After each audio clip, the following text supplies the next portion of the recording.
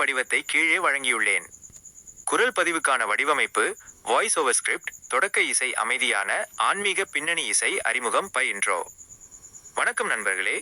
மனித வாழ்க்கை என்றால் என்ன? அதன் உண்மை தத்துவமும் இறைவன் நமக்கு அளித்த வழிகாட்டுதலும் என்ன என்பதை நாம் ஜோதிட கட்டத்தின் வழியாக புரிந்து கொள்ள முடியும். மனிதனே, இந்த ஆன்மீக தத்துவத்தையும் ஜோதிட தர்மத்தையும் இணைத்து பார்க்கும் இந்த அற்புத பயணத்திற்கு வாருங்கள். இதோ இன்றைய சிந்தனை பதிவு. முக்கிய பதிவு. Core content. மனிதன் என்பவன் அழிவற்ற ஆத்மாவை கொண்டவன்.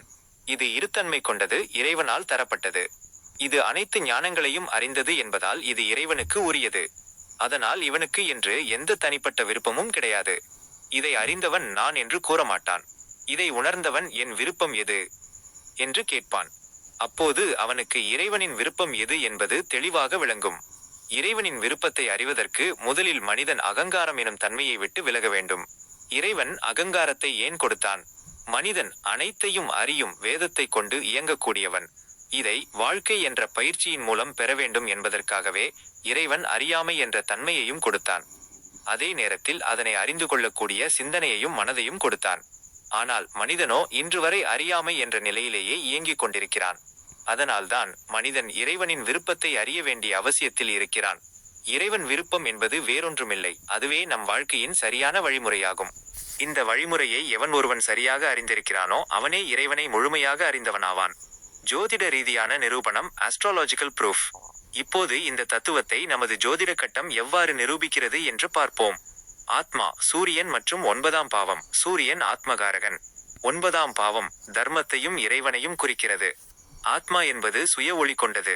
அதற்கு எந்த சுயநல விருப்பமும் இல்லை. அகங்காரம் 1ஆம் பாவம் லக்னம். லக்னம் என்பது மனிதனின் உடல் மற்றும் நான் எனும் அகங்காரத்தை குறிக்கிறது. மனிதன் தன்னை உடலாக கருதும் போது நான் எனது விருப்பம் என்று அகங்காரத்தில் இயங்குகிறான். அறியாமை. ராகு மற்றும் கேது. ராகு மனிதனுக்கு ஆசையையும் அறியாமையையும் தருகிறான். ஆனால் இறைவன் தந்த சிந்தனையால் புதன் குரு ராகுவின் மாயையை கடந்து கேதுவின் ஞானத்தை பெறுவதே வாழ்க்கை எனும் பயிற்சி.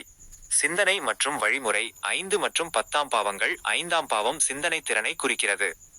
9ஆம் பாவத்தின் வழியே இறைவனின் விருப்பத்தை புரிந்து கொண்டு 10ஆம் பாவத்தில் தன் கடமைகளை செய்யும் போது மனிதன் அகங்காரத்தை இழக்கிறான்.